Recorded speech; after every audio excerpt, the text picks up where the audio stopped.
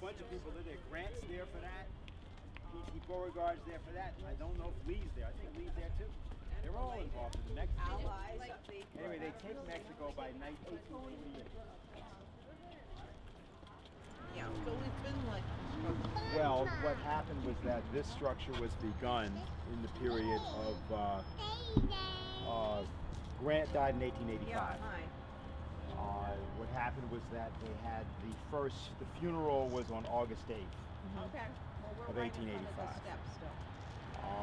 And that funeral procession mainly went up Broadway. That was the largest assembly of human beings in the history of the North American continent. In 1885. Because 1.5 million people showed up for that funeral. There were only about 55 to 60 million people in America. At that point. For that, as an equivalent, you have to think about 6 million people showing up, stand on the street to watch somebody's funeral. There were 60,000 people that marched in the funeral.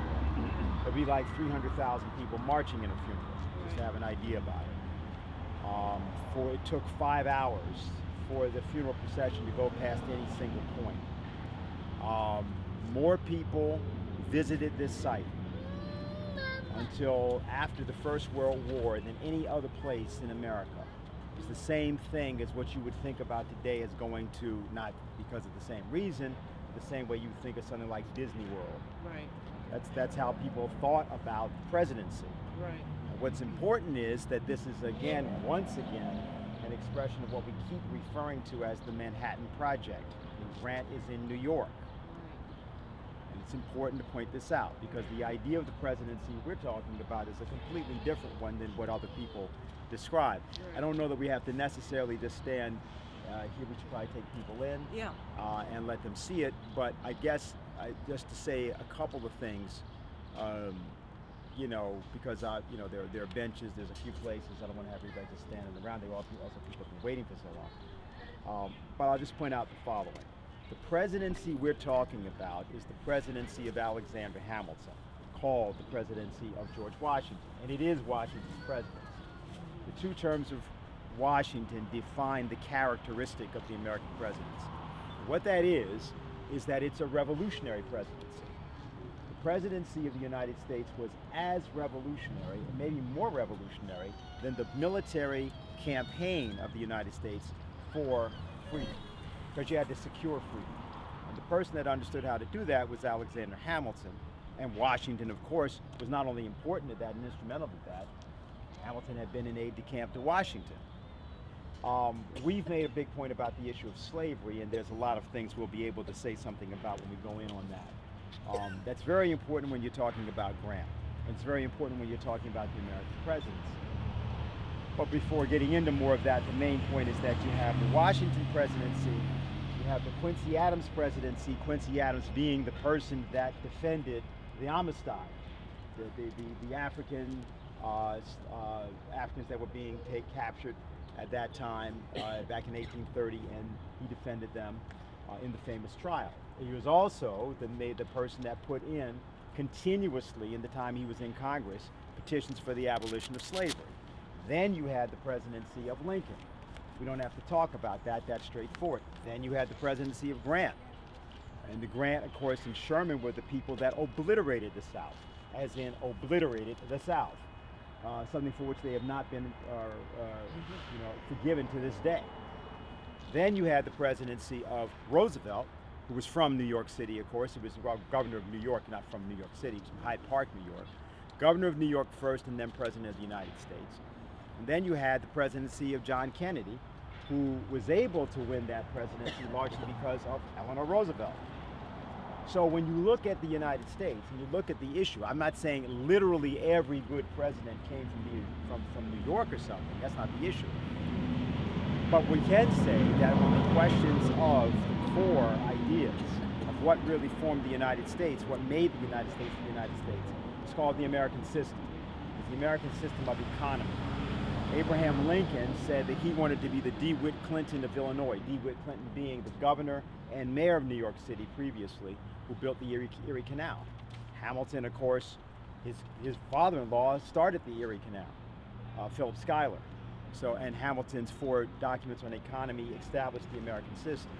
Lincoln was a complete component of that, as was Quincy Adams. Quincy Adams being the person that actually created the continental-wide campaign to establish the United States from the Atlantic to the Pacific. Roosevelt's great-grandfather, Isaac Roosevelt, was Alexander Hamilton's closest associate in the creation of the Bank of New York. And Kennedy's, what do you call it, the second Economic Bill of Rights, or the Economic Bill of Rights, was taken from Roosevelt's. And of course, Kennedy is a more clear figure on civil rights than really for us, than any of the others, only because he was contemporary, so we know more about it. But actually, the person probably the most specifically distinctive on that is U.S. Grant, or Ulysses Hiram Grant, which was really his name, but his name always remained Ulysses S. Grant for peculiar reasons we'll discuss. Anyway, we can go in and take a look at the monument. Let me see, I don't know if there's anything I want to say about this. This is all granite from, it's granite from basically, I think, it's all from the United States, I guess Wisconsin, and I think Massachusetts also. In New York. Yeah, it's a lot of it. And then I already pointed out that people came late, then let us have peace, which is extremely important in terms of this reconciliation idea of pulling the country together and moving the country forward. And that was really evident in this love of Grant that even existed among the Confederates.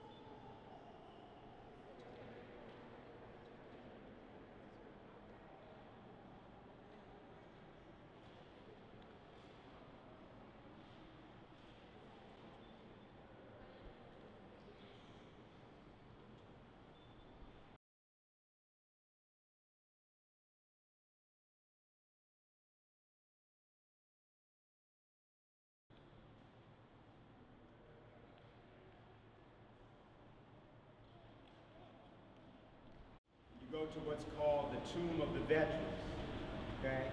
The Tomb des Invalides. It's a national monument which in Paris is worshipped, literally worshipped. What you would see if you went there is you'll see a gigantic mahogany coffin. It's about 3 times as large as these two combined. You're downstairs, and this is exactly the way it looks. It looks precisely the way that you're seeing it here, except that it's raised off the ground.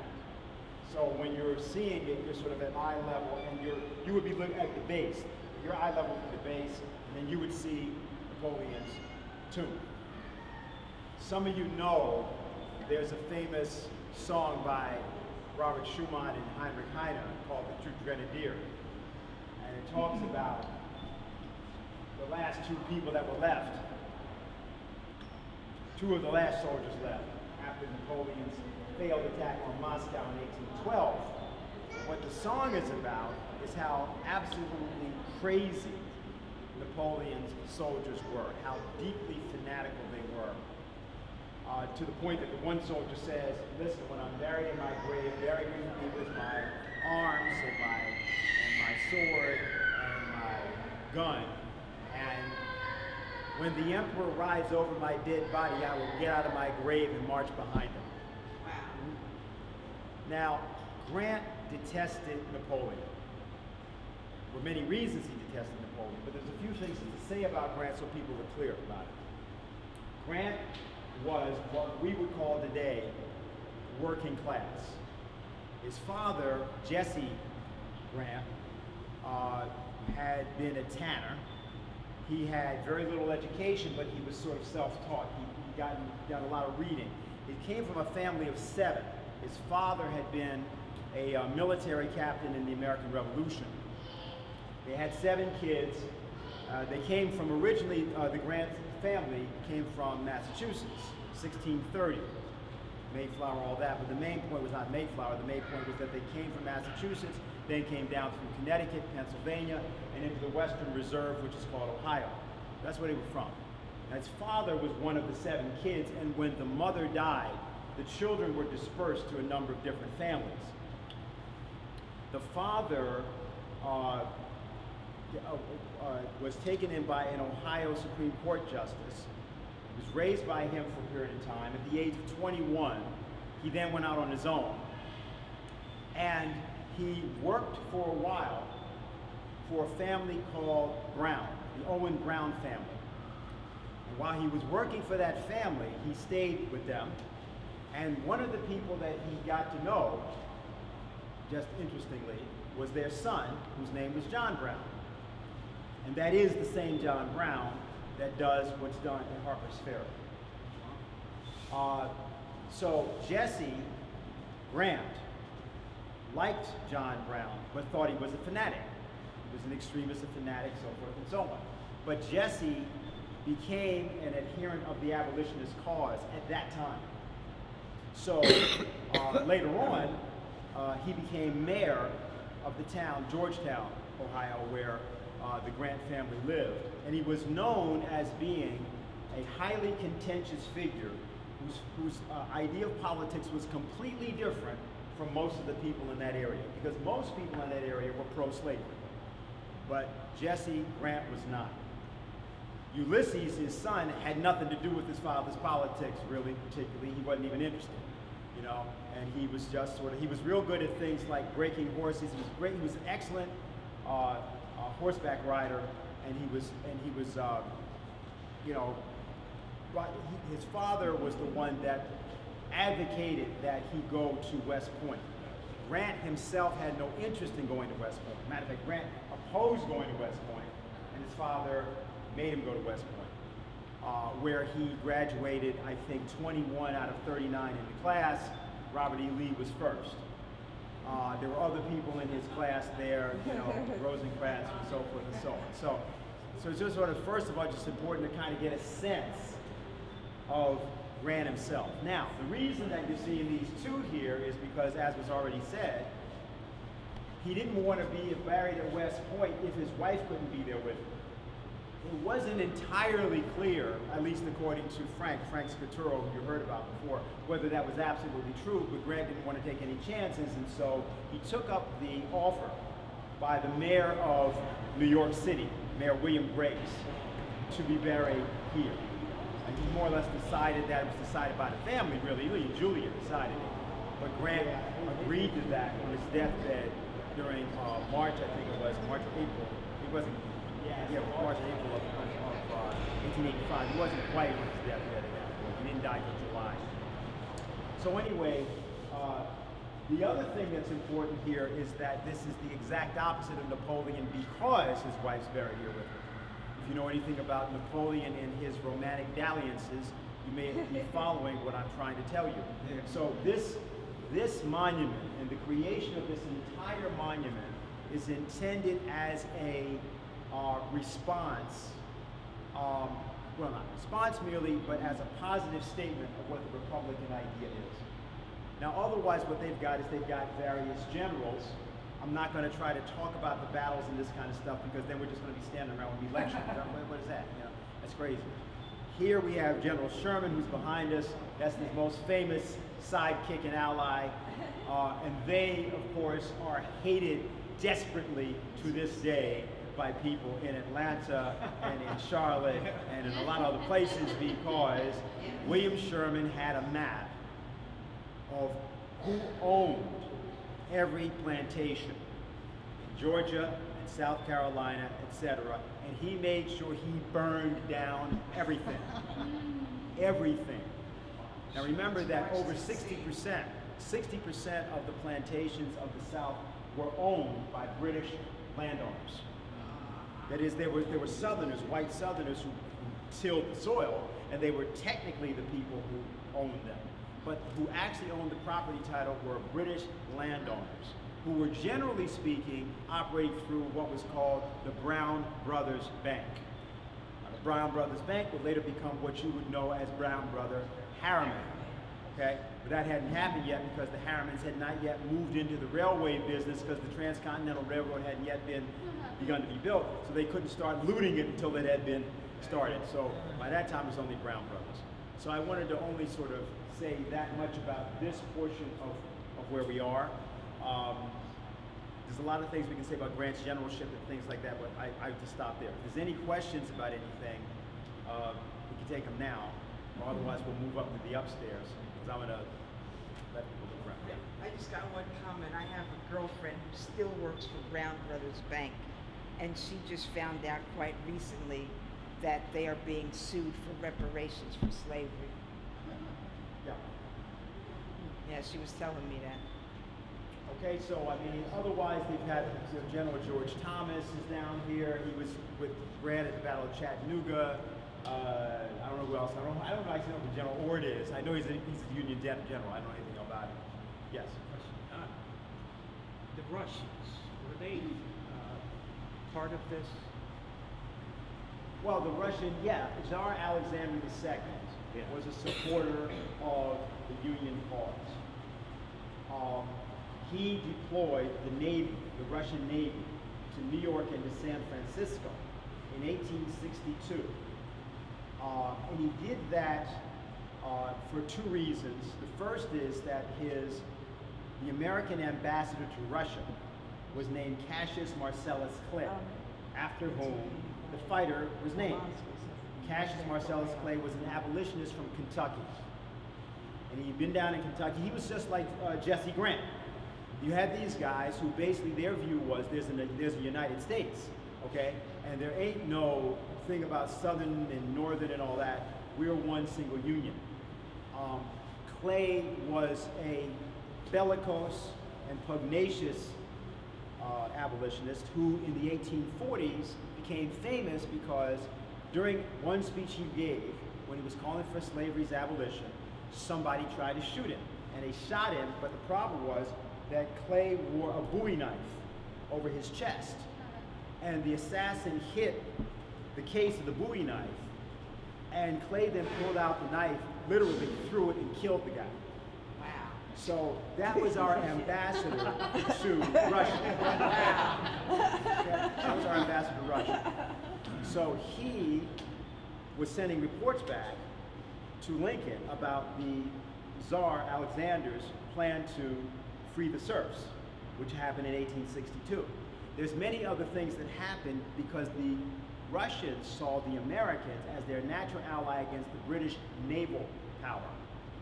And that's why the Russians sold the United States Alaska, but also you have to know that the Russians were in the United States, well not the United States then, it was just, they were in the California area as early as the 1814, 1815 period, before California was even a state, which came out of the Mexican War. The other reason that the Russians were in this conflict was because what people forget is England, France, and Spain all were allied opposing the United States. And what they had done is they had subsidized Maximilian, Emperor Maximilian of Austria, put him on the throne in Mexico. Okay? And importantly, Phil Sheridan is the other general that's down here. I think he's over there. Sheridan was sent by Grant after Appomattox, at the end of the Appomattox War. Everybody else thinks the Civil War is over, right? Grant sends a whole corps of troops, Phil Sheridan, down to Mexico to support Juarez. And he has those troops. When Phil Sheridan gets down there, he gives those troops, he takes their uniforms and gives them their Winchester rifles and tells them they're free to basically infiltrate the Mexican army. And they become irregulars from Mexico, which causes Spain and Germany to back off. France continues to support it until the end, but that's enough to basically dissolve the support for Maximilian, and he eventually is executed by Juarez and his troops.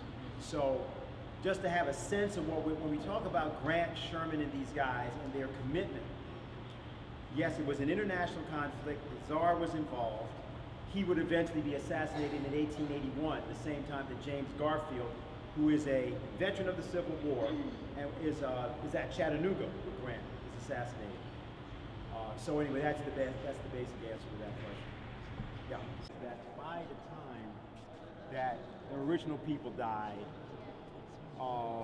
and then the main thing that went on is that there was a desire to pretend that the South and North had not really been that far apart, that really, in one sense, each cause was as noble and as just.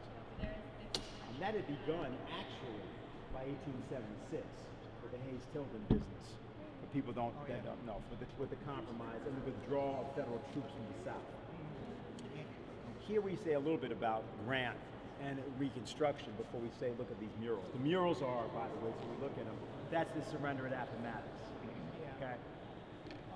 That's Vicksburg over there, 1863 July. That was considered, it's considered to this day and probably is one of the greatest strategic victories in history, because the idea of taking Vicksburg, it was absolutely impenetrable. So it was a real quality of genius in terms of military strategy, what Grant did to take Vicksburg, and it was the first really major victory of the Civil War. And that's Chattanooga. That's the fall of 1863. So just what we're looking at, just so I want people to have a sense of it. These murals are all done in 1965 with the last money that the Grant Monument Association had, because the Grant Monument Association fell into disrepair or fell into apathy. The reason for this is what I wanted to try to get at, because there's a great cover-up in American history. The most advanced civil rights period in America was between 1868 and 1876. And it was more advanced than anything, including what we had in the 1960s. I repeat, let me say that again. The most advanced period of American civil rights was between 1868 and 1876. Those were the two Grant administrations. That was the Reconstruction period. That was the Reconstruction period. Because Reconstruction was a revolutionary process. It was aborted, it was unsuccessful, it was defeated, but it was the most revolutionary. I didn't say it was the most successful. We were more successful in the 1960s, but it was actually not as revolutionary, because what happened in 1868, starting in the 1860s, even 1867, where you had predominantly African American legislatures established in the United States. 2/3 of the South Carolina legislature was black. 2/3. Half of the North Carolina legislature was black. Over half of the Louisiana legislature was black. Mississippi, you had black U.S. senators, Blanche Bruce, things like that. Now these were all by appointment. These were all because there were revolutionary military governments in the South established by federal troops. And why this is important is that the American troops in the period after 1863, January 1st, became a revolutionary force. That is not how they started out. That was not how the war started out. It was not the point of the war. Lincoln made that very clear. All he was trying to do was to suppress a rebellion. And he was not, at that moment, trying to eradicate slavery at all, and said so.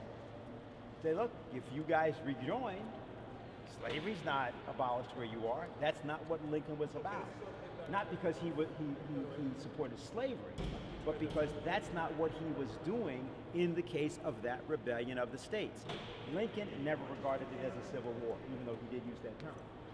Later, now we are engaged in a great civil war, testing whether that nation or any nation. But when did he use it? Gettysburg. When was that? Huh? That's right. That's right. Now it was different. Gettysburg was a gigantic difference, and that's why, had Lee won Gettysburg, the British particularly, and the French were going to recognize the Confederacy at that moment. Okay, so when Lincoln gave his Gettysburg Address in November of 1863, and he uses the term in that address, now we are engaged in a great civil war.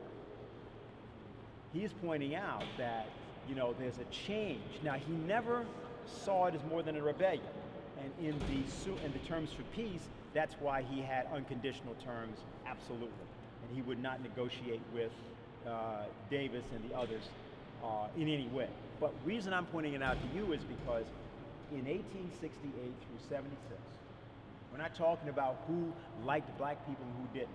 What Ulysses Grant made sure of as president was that those revolutionary governments were defended and they were advanced. Same was true, by the way, in Florida. I could go on like this, but let me just point out what the conclusion is. You've heard of the movie Birth of a Nation. Thing. This is the 100th anniversary of Birth of a Nation. It premiered in February of 1915. It was shown at the White House by Woodrow Wilson. A little bit later after that, Wilson endorsed the movie, and the Ku Klux Klan was reorganized. That was the second generation of Klan. It was not like the first. The first was an anti-black and anti-Southern whites affiliated with blacks. That was what that organization was. The second generation Klan was anti-Catholic, it was anti-Greek, okay? It was anti-Semitic, it was all that. Anti-foreign included. Yeah, the whole thing. Italians and everybody. Everybody was in it. And that Clan Klan ended up having between 2 and 3 million members in America. Okay, with big chapters in places like Indiana, and Michigan, all the places, okay? Okay, now I'm saying this because what it goes to is the core of the issue of the lost cause and the so-called reconciliation between North and South, okay? If you look at Birth of a Nation, you'll see the famous scenes of the black legislators in South Carolina with their, eating watermelon and their feet are off. Right. That's why. What did that legislature actually do? That legislature established free public education for all citizens, not women. It established for women. Okay, that's right. Because they weren't really considered to be citizens. Yeah. They were property. Have you talked further in? Over so in? other Sure, people yeah. can come in? Oh, so you get into the door? Sure. I didn't realize the crowd got so big. The point about it is just to say that what that legislature did was establish free public education. It was the first time that white males who were not landowners could go to school. Okay? To understand what South was really like. This is 1868. 1868. Public transportation was completely integrated. The vote was almost established for women. It was lost by 2 votes in the South Carolina legislature. And a series of other measures that were taken at that time by that legislature in that case. And that's why that became the premier and the pivoted, well, of course, also South Carolina was where the entire Confederacy's spiritual headquarters was. That was because its constitution had been written by John Locke, who was one of the major proponents of slavery and one of the co-founders of the Royal Africa Company, which did the slave trade. Okay, so that was the other reason. So in South Carolina was, of course, where the war had begun. That's where General P.T. Beauregard, another one of Grant's associates. Grant knew him from the Mexican War. He was on the staff of Winfield Scott, and Grant and some other people were other major proponents there. So I'm just trying to say this to point out that you had more black elected officials at that time in the South than at any time until the 1980s in the United States. Well, not just South. Yeah. Oh, yeah. 1880s. Well, that's what I'm saying, is that there was a complete suppression. And what happened to this Grant Monument Association is that it was eroded. The spirit of it was eroded, and the country changed and was intentionally changed in the aftermath of the death of the veterans. This is very important because it's Memorial Day weekend. That's one of the reasons I'm bringing it up. That's why we thought we would come here.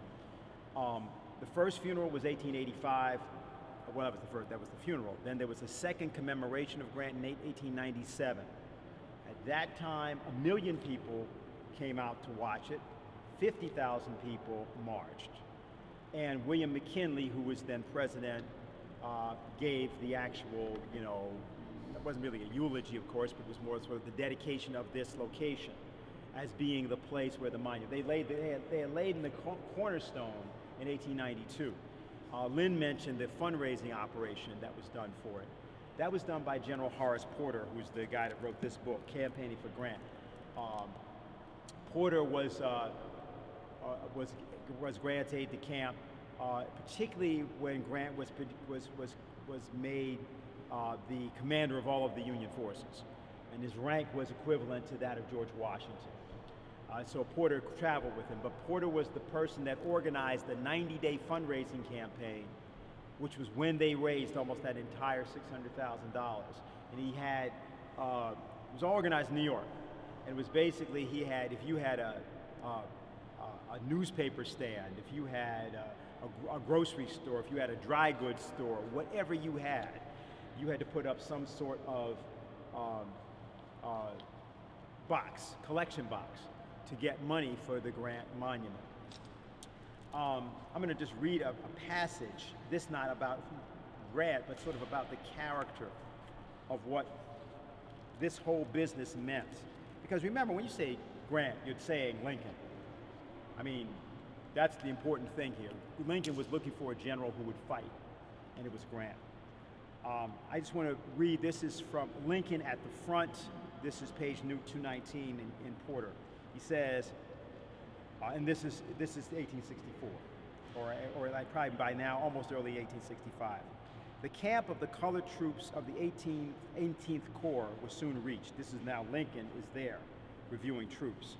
And a scene now occurred which defies description. They beheld for the first time the liberator of their race, the man who by a stroke of his pen had struck the shackles from the limbs of their fellow bondmen and proclaimed liberty to the enslaved. And it goes on and talks about the enthusiasm of the blacks now knew no limits. They crowded about him, fondled his horse. Some of them kissed his hands while others ran off crying in triumph to their comrades. The president rode with bared head. The tears had started to his eyes, and his voice was so broken by emotion that he could scarcely articulate the words of thanks and congratulations, which he tried to speak to the humble and devoted men through whose ranks he rode. The scene was affecting in the extreme, and no one could have witnessed it unmoved. Hold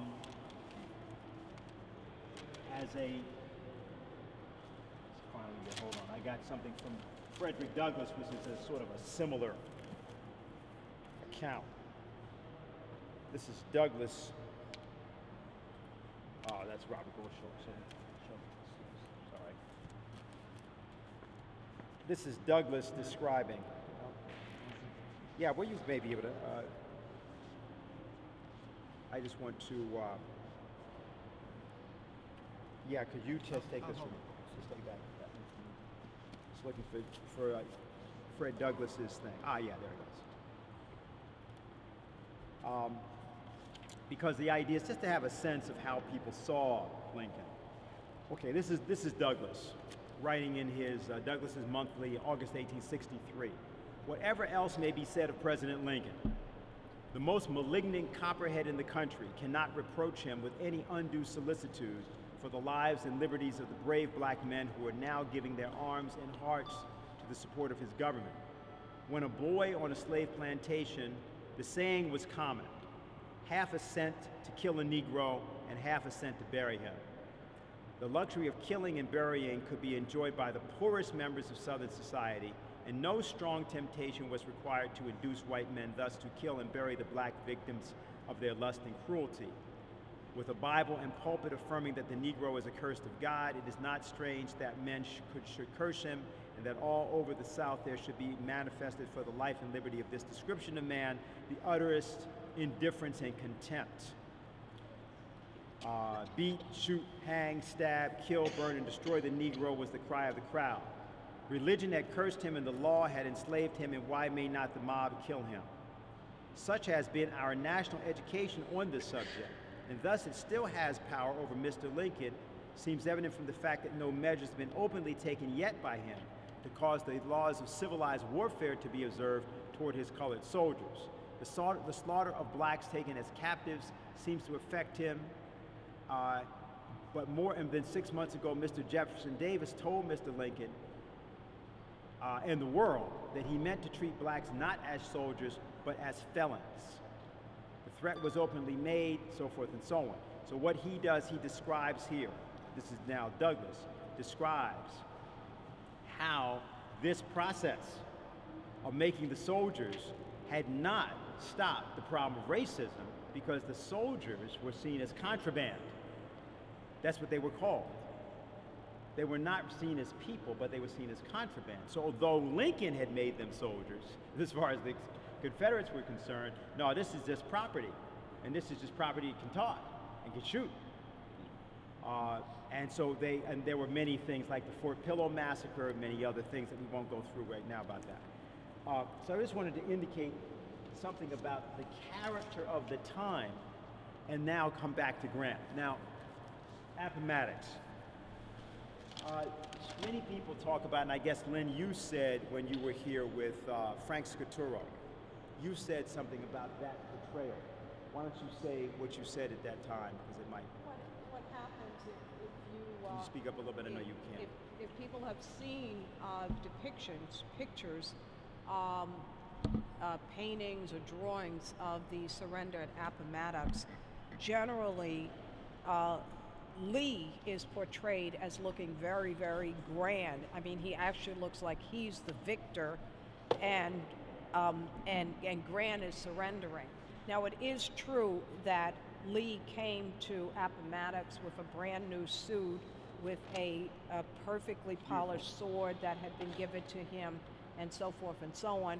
And Grant, who did not want to have any kind of show of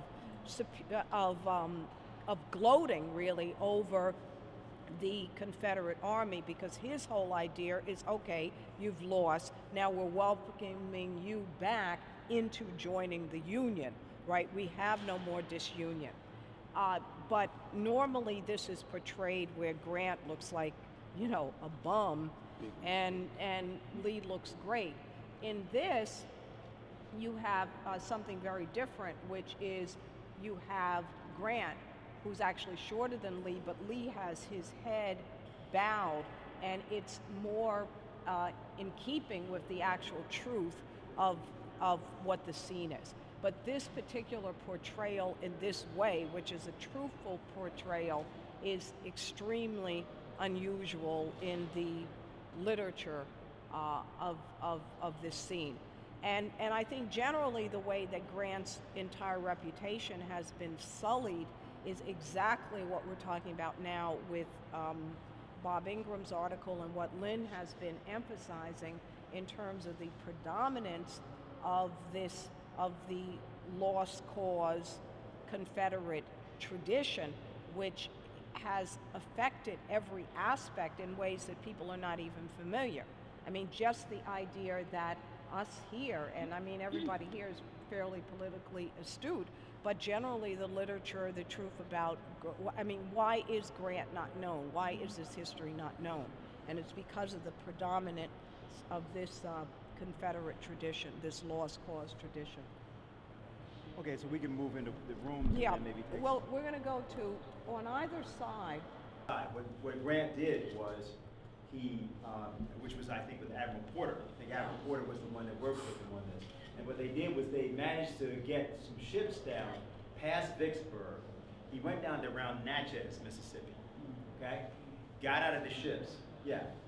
Came down here. Got out of, took everybody out of the ships. And what he just did was he just cut his supply lines and started marching. Now nobody knew. Hold on, let me just finish what I'm saying. Nobody knew what he was doing, including Sherman. Okay, who had no idea what was in Grant's mind. What Grant was looking at was he was doing something that hadn't been done since about the time of Hannibal. It had been done by a couple of people at different times, but first he came from here. Here's Jackson, Mississippi. He came all the way. He came all the way back to Jackson So he was coming through, he was coming through back roads. They're in the middle of Confederate territory. And basically, nobody could believe that he was there. I mean, it was just like this he cavalry? disappeared. Is this cavalry or? No, he had a marching infantry going through. He had cavalry with him, but he had a marching infantry, so it was like, you know, completely unthinkable. How could that even be happening? Yeah, I think he had 2 encounters with Confederate detachments, both of which he won. But he was 50 miles east of Vicksburg and then turned west and came there and he got, in other words, behind the battlements, set up cannon, and he shelled the city of Vicksburg for 1 month. All day, all night. It's like the Blitzkrieg in World War II. Oh, forget it. This was like, this was, it was the most terrifying attack that had happened at that time in the war. And Vicksburg fell, I think, either the day before or the same day as Gettysburg. This cut off the entire,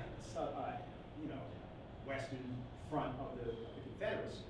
It basically gave the Union the Mississippi River, gave them basically most of the Louisiana territory. It even made, well, it eventually even affected Montgomery, which was a big part of their industrial and capability, as well as the capital of the Confederacy. So that's what then called Lincoln specifically to his attention. And Lincoln wanted him as his commander pretty much, well, after Meade refused to, or did not pursue Lee at Gettysburg, then, Lincoln wanted Grant. So that's, I guess, maybe the most important thing to say about this.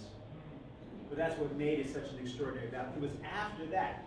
That's when Sherman, he actually came to Grant at the beginning of the shelling of Vicksburg and then said to him, now I see, I don't know if he said the wisdom in your strategy, but he said, now I see what you were doing. And from then, that's when Sherman got the big reputation as being this, from his march to the sea, right? He did the same thing that Grant did. When they say march to the sea, he was marching all the way down through Virginia. That was later. No, that was Atlanta. That was after the siege of Atlanta. What he did. Okay. Yeah. What he did is he went to Atlanta and then he went to Savannah, Georgia, which you can't see from where you are, southeast. Okay. And then he came up to Charleston. Wow. By the time his people got there, they didn't have uniforms. I mean, they barely had pants left. Most of his soldiers did not have shoes. Wow. No, this was this army, when it committed, they were another thing, but they were also engineers. They built railways and so forth, and bridges. They could build these things in record time. They learned, matter of fact, that's how the Army Corps of Engineers learned how to do much of what it later used in later wars. In this conflict. Of course, the Army Hospital was developed also at this time, which was done actually by the same guy that developed Central Park, by Olmsted. Yeah. They built parks, their corporations do parks all over. We have a lot of Olmsted parks in New Jersey, Branchbrook, Weequahic. Right, what those were for, that was the way that the Union forces attempted to create unity of the country, the national parks. They would create these big parks, and the idea was, there was no television, radio, anything else, right? So the places that people would congregate were the parks. And that's why, if you go to Central Park, for example, today, you'll see that big monument of Sherman, right, with Victory marching in front of him as Victory, model for which was a black woman, by the way, named Hetty Moore. You go to the Metropolitan Museum. If you go to the Metropolitan Museum, they have a replica of the statue, of her portion of the statue, and they tell a little story about her. But anyway, that was the difference. So Sherman's march to the sea was after his siege of Atlanta, which was just before I guess it was just for the election, actually, of 1864. That actually secured Lincoln's election, in effect, was the fact of that victory. And then the March to the Sea was immediately after that. He just disappeared from the map. There was no communication between Sherman and Lincoln, those forces, for almost a month after Atlanta. He just did exactly what Grant had taught him in Vicksburg. Wow. Okay. So much we never learned in school. The Tennessee front was really important because if you go to Tennessee, you'll see, besides the fact it's a very long state, eastern Tennessee was Union territory. Yeah. The western part was Confederate, sort of like West Virginia and Virginia. So what happened was that, importantly, in that battle at Chattanooga, once again it appeared that the Confederate forces were about to rout the Union forces. And between General George Thomas, who had succeeded Rosecrans, and Grant rushed. Actually, he was about a day or 2 days away, and he rode all night to get to Chattanooga because it was clear to him that that was about to fall. And what happened was at the last minute, there was a tactical victory that happened partially by accident, which is the famous Missionary Ridge. What happened was there was this ridge high up altitude. You can go up there, right? Yeah, right. And what happened was that, I believe it was MacArthur's father, I think, among others, they decided to take Missionary Ridge. Actually, both Thomas and Grant weren't certain about that at all. But the troops just began to move, and once they began to move, they backed it up. When they took the ridge, they took the high ground, and the Confederate troops were routed and began to move down away.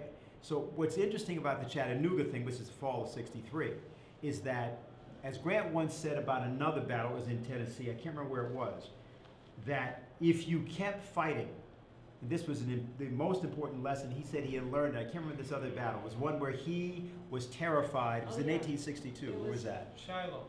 No, it wasn't Shiloh. It wasn't Shiloh. It was in Tennessee. Battle where he was surprised because he saw when they came to this particular area that they were fighting that the Confederates had fled, and he said, "I realized at that point that the enemy was as scared of us as scared of us as we were of them. So if you keep on the aggression, then you can actually win." And that's what the Chattanooga thing basically showed more than anything else. That was the real criticism of Rosecrans is not that Bragg didn't have the advantage at Chickamauga. He did. The problem was the routing of the troops. I mean, Garfield was there, Thomas, many different people. In fact, Garfield was with Rosecrans on that retreat, and he returned. He went back to the battle after he helped Rosecrans escape to try to reinforce Thomas.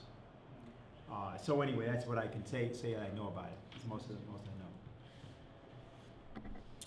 Okay, I guess we can try the other reliquary room. These, I think none of these are. To say anything about any of these records, I don't really have much of that I want to say about this. Wisconsin was MacArthur's. Gettysburg. Yeah, this is the northern half of what we were just looking at. And there's Appomattox. Yeah. Wow. I don't know that there's you don't want to take up, I don't want to take up the battles individually, so let me just say one thing about it. What happened was that in 1864, after the battles in Tennessee, in particular, Grant made a determination that he was going to take the war to the South. And he did that in a series of really bloody battles. These are the voices that he so criticized. And that's what you're seeing here, Spotsylvania. Wilderness is the one that, this is the one where there's a 2-day battle. The Union Army lost massive casualties, and Grant elected to move south, going then to Spotsylvania. And that, which was in May, I believe, May of 1864, that began this series of flanking maneuvers that he kept doing, where he would move, Lee would counterflank, he would move, Lee would counterflank. But what was going on was he was driving Lee back down to Richmond. This took a long time. It was very costly. There's a lot of controversy about the things he did. Finally and fundamentally, Lee's forces were defeated largely by the superior Union naval and in manufacturing and industrial forces. At the end of this period, of the end of '64, and particularly by the time you got into the early parts of '65 when they were fighting at Petersburg here in particular, the Union was delivering train loads of munitions, supplies. They had hospital wagons that were taking people back in large numbers and saving their lives. By this time, the Confederate forces were entirely depleted. They could not keep anything like the pace up that the industrial capability that Lincoln was supplying and Stanton was supplying, the Secretary of War. And that's just an important thing to say because it wasn't simply military. It was largely logistics and depth that did defeat the Confederacy, the same way that the United States won the Second World War. City Point at this point became, I think, like the 5th largest city in the entire country. That's how much, but a fully developed city with the infrastructure, food, roads, munitions, and so on. So it was from there that Grant was staging the siege against Petersburg. So anyway, of course, you know that what happened with the surrender in April. This is the 150th anniversary of all that, by the way. And although the attention that should have been paid to that hasn't been paid, let's just say that our being here and what we're doing with this project in New York is it's a descendant of this legacy. It's an important point, not just in terms of the Union Army or something like that, or the Union cause, but when the United States, the reunified United States, came out of this war, it was the most powerful economy in the world. The thing that called this to Bismarck's attention and called it to others' attention throughout the world was the United States should have been devastated. It should have been crippled. It should have been essentially mortally wounded, and it should have been the case that France, England, and Spain and other countries could have gone into the West as they had intended into Mexico and so on. But in fact, it was a stronger economy than any economy in the world, including that of Britain, sort of like China is today compared to the United States. The Chinese economy is in fact the strongest economy in the world. People still talk about the American economy as being the most powerful. It was the same thing then with respect to the United States vis-a-vis England. As Grant pointed out when he did his world tour, until he did that world tour, the United States was still regarded until the time of this war and then its subsequent 1876 Philadelphia Centennial. It was a rope made of sand. That's what he used that expression. That they thought of us as being a set of states that were experimental, but no way it was going to hold together. And it was only a group of states. It was really not a single nation. It was only after this war of the rebellion of 1861 to 65, that the term United States came into existence. Before that was called the United States are. So what was the force that held it together? Lincoln's conception of the Constitution, which was the same as Hamilton's conception of the Constitution. But you had to fight to make that the actual embodied reality of the nation. You couldn't do that with slavery. You could not have a constitutional United States until you abolished slavery. And that was known by Hamilton and Washington, and was known by John Quincy Adams, and was known by others who were with them. But it took Lincoln and company, and it was arrived at as a decision, as a conclusion by Lincoln in the course of what he did. Didn't start that way, but he concluded that. And he makes that very clear in the second inaugural, if you take a look at that and read it. And he talks about the fact that people knew that slavery was somehow the peculiar cause of all of this.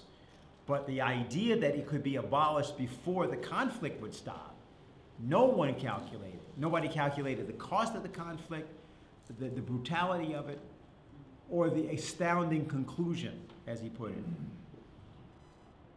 So that's another thing for us all to realize, is that looked at from our perspective, there are many things we can sort of see, but they weren't able to be seen at that time. And a Grant, as president, in his attempt to carry on what Lincoln had started, failed. But nonetheless, that failure, that presidency, was the most important revolutionary presidency since the time of Lincoln, of Washington, excuse me. And it's important to put that into perspective. Yes, it was a failure. I don't want to make it that it worked, because obviously it didn't work. But it's important to understand what he was attempting to do and what his own association with that was. I have something I'll read, but not now. I want people to get a chance to go and sit down and see the rest of this. Because he makes it very clear what he thought about all of this. Okay? So let's go. You want to take it to the here tour where he goes all over the world. And there are many countries where it's the very first time that a United States president or any official, I guess Stewart also does a world tour, but he's Lincoln's cabinet member. But one of the main places that he goes, which he really loves and opens up a very profound dialogue with, is China.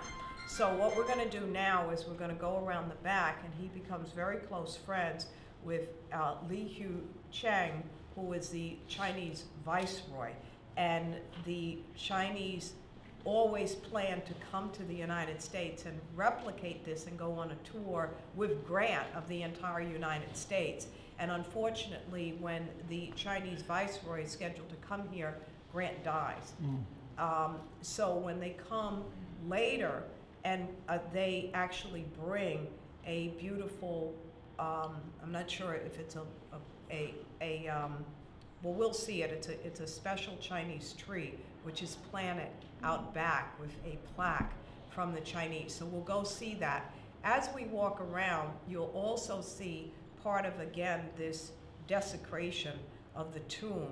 And one of the things that was done in 1972 to make the tomb socially relevant is they put these psychedelic mosaic benches out on the side, and you can see, I mean, it's horrible. They should just be really torn down. It's a complete clash. But that's what happened in the context of all of the, anti-Vietnam, anti-war. So this was supposed to make this place somehow relevant, and you'll just see how hideously ugly it is as we walk around.